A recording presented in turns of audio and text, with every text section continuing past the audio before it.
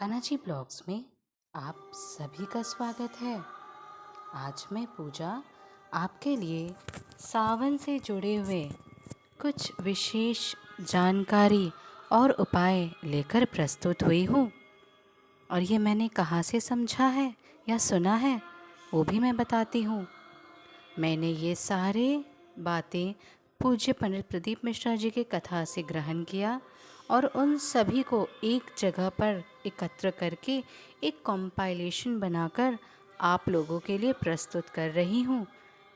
इस वीडियो को अंत तक देखिएगा क्योंकि बहुत सारे छोटे छोटे उपाय इस वीडियो में आपको मिलेंगे जो आपको सावन में करने हैं। आइए, पहले मैं पूज्य पंडित जी प्रदीप मिश्रा जी को धन्यवाद कहती हूँ। उन्हें शिव महापुराण की कथा से हम सभी तक यह उपाय पहुँचाने के लिए। पूज्य पंडित प्रदीप मिश्रा जी ने पहले भी हमें सावन के महत्व को बताया है। वह आगे कहते हैं कि सावन के कुछ विशेष उपाय हैं जो बहुत ही फलदायी होते हैं। उन्होंने कहा है कि सावन के दिनों में भगवान शिव पर 108 कुछ भी चढ़ाना चाहिए। कुछ भी।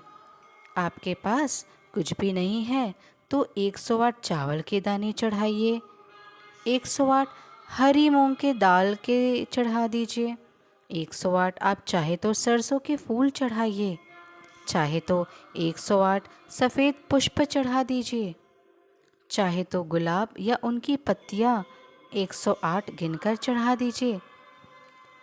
108 कमल का तो बहुत ही सर्वश्रेष्ठ फल होता है सावन में चढ़ाने का, क्योंकि भगवान विष्णु ने भी 108 पुष्प चढ़ाया था, कमल का पुष्प चढ़ाया था शिव जी को सावन के महीने में। और देवादिदेव इतने प्रसन्न हो गए थे कि उन्होंने अपना चक्र, अपना अस्त्र दे दिया विष्णु भगवान को। क्योंकि सावन के महीने में जब भी हम 108 कुछ भी भगवान शंकर को समर्पित करते हैं तो भगवान शंकर उसको लाख और करोड़ों गुना करके हमें साल भर में उसे वापस कर देते हैं। इसीलिए सावन के महीने में 108 चीज़ों को चढ़ाने की क्रम बताई गई है। सावन के महीने में शिव जी के दर्शन का भी बहुत लाभ है। सावन के महीने में स्कंद पुराण में स्पष्ट कहा गया है कि सावन के महीने में जो भी व्यक्ति 12 शिवलिंग का अपने ही गांव, अपने ही नगर में, अपने ही क्षेत्र के 12 शिवलिंग का दर्शन प्रतिदिन करता है, शिव जी, गौरी माता और गणेश भगवान को लेकर उनकी मनोकामना को पूरी करने के लिए आ जाते हैं। सावन के पूरे महीने में कोई भी एक दिन आप दोनों हाथों में जल लेकर, जल का कलश लेकर आप शिवजी के मंदिर जाइए। हम कांवर नहीं ले जा सकते तो क्या हम अपने दोनों हाथों में शिवजी के लिए जल नहीं लेकर जा सकते? अपने हाथों को ही कांवर बना दीजिए और भगवान शंकर के मंदिर में ले जाकर दोनों हाथों से शिवजी पर समर्पित कर दीजिए। अपने घर के सुख समृद्धि के लिए शंकर जी का स्मरण कर कर, शिव भक्ति को धारण कर कर अगर आप यह उपाय करते हैं तो आपके घर में सुख समृद्धि की वृद्धि होती है। ऐसा पूज्य पंडित प्रदीप मिश्रा जी ने शिव महापुराण की कथा में हम सभी को बताया है।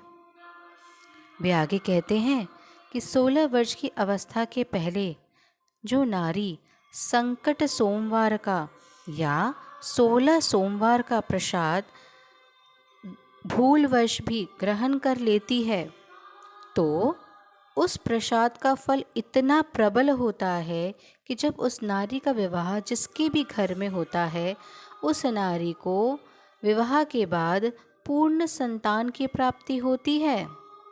यानी अपंग या अधूरी संतान नहीं होती है उस नारी को। 16 वर्ष के बाद और 40वें वर्ष के पहले अगर कोई नारी अपने हाथों में अंजुलि में शिव जी के प्रसाद को, यानी कि संकट सोमवार का या 16 सोमवार का प्रसाद ग्रहण कर लेती है, तो उसके मृत्यु के समय उसके जीवात्मा को केवल शंकर के गढ़ ही आते हैं लेने।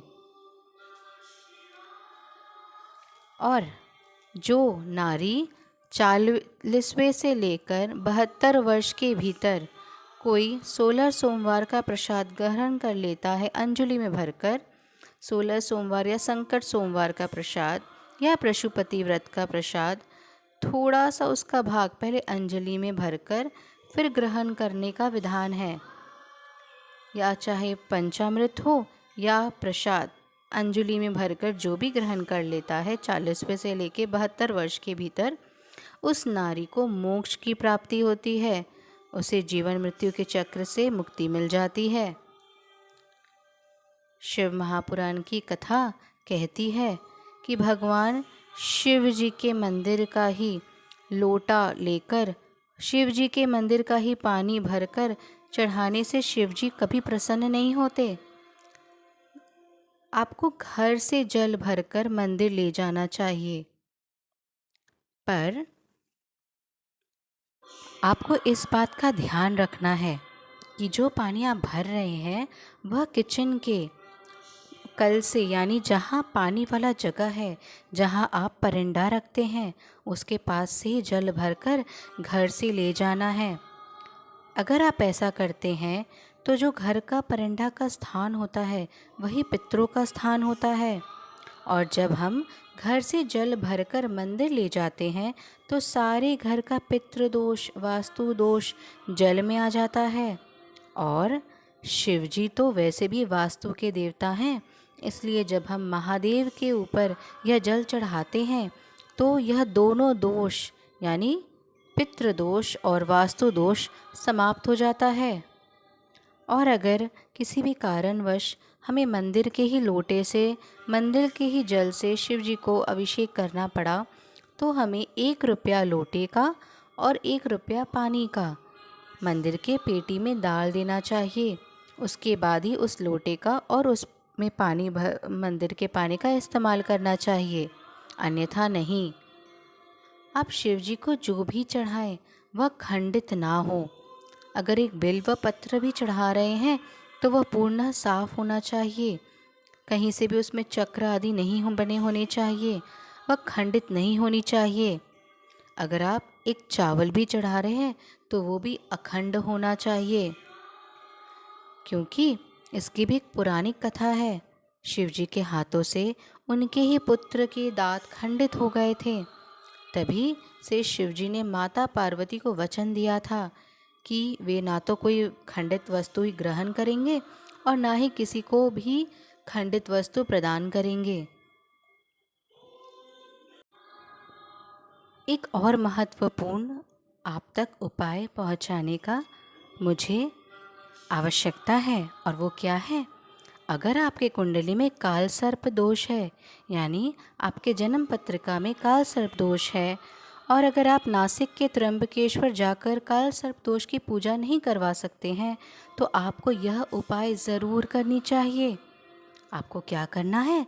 आपको एक तांबे के कलश में शक्कर भर के, उसमें तांबे के कलश में शक्कर भरकर उसमें चांदी के 2 नाग नागिन रख लेना है, और रविवार के दिन सर के पास में जिस बेड में आप सोते हो उस पलंग के थोड़ी सी दूर पर उस कलश को रख लेना है, और सोमवार को सुबह स्नान कर कर जल्दी उठकर स्नान कर लेना है, किसी से ज़्यादा बात नहीं करना है, और दोनों नाग नागिन का पूजा कर कर थोड़ा सा कटोरी में कच्चा दूध लेकर उस नाग नागिन पर चढ़ाकर पूजन करना है, और 2 सफ़ेद फूल चढ़ाकर उस कलश को किसी शिवजी के मंदिर ले जाना है और दोनों हाथों से शिवजी के ऊपर चढ़ा देना है, जैसे हम सूर्य को जल समर्पित करते हैं। कलश घर में वापस ले आना है और नाग नागिन शक्कर सब शंकर पर ही समर्पित रहने देना है। घर वापस आकर फिर एक बार स्नान करना है, चाहे कितनी भी बड़ी काल सर्प दोष हो वह समाप्त हो जाती है। पंडित पूज्य प्रदीप मिश्रा जी आगे कहते हैं कि अगर आप जिस भी भावना से शिव जी की पूजा करें, इसमें कोई दिक्कत नहीं है। आप चाहे उन्हें जल चढ़ाएं या कमल का पुष्प चढ़ाएं या बिल्व पत्र चढ़ाएं या फिर धतूरे का फल और फूल चढ़ाएं या अकंद की माला ही क्यों ना चढ़ाएं, लेकिन आपको एक नियम हमेशा आपको अपने अंदर धारण करना है। वो क्या है कि जब भी कोई पूजा करके जाता है तो मंदिर में जल गिर जाता है इधर उधर। अगर आप अपने हाथों से उस मंदिर के सफाई करते हैं, यानी शिव जी के आसपास जो भी गंदगी होती है उसे आप अगर साफ़ कर देते हैं, किसी कपड़े से पोंछकर या झाड़ू लगा देते हैं या हल्का सा आप साफ़ कर देते हैं, तो जैसे अशोक सुंदरी ने उन राक्षस का उद्धार किया था, उसी तरह से आप भी अपने दुख का संहार करते हैं। आपके भी दुख के बादल हट जाते हैं। शंकर भगवान के मंदिर की सफाई की इतनी बड़ी महात्म्य बताया है हमें पंडित प्रदीप मिश्रा जी ने अपने शिव महापुराण की कथा में। आप पूजा करें या ना करें, लेकिन सफाई रखना भी तो हमारा ही कर्तव्य है ना, क्योंकि जैसे हम अपने घर को साफ रखते हैं, वे भी तो प्रभु का घर है। आशा करती हूँ मैंने जितनी भी जानकारी मैंने ग्रहण की थी उनकी कथा से, सावन से रिलेटेड, वह सभी मैंने आप तक पहुँचाया हो। अगर आपको मेरा प्रयास पसंद आया है तो कृपया करके कान्हा जी ब्लॉग्स को अवश्य ही सब्सक्राइब करिएगा, ताकि आगे ऐसे जब मैं और भी उपाय, मंदिर दर्शन वगैरह अपलोड करूं तो वह आप तक पहुंच सके। आशा करती हूँ आपका दिन शिवमय हो।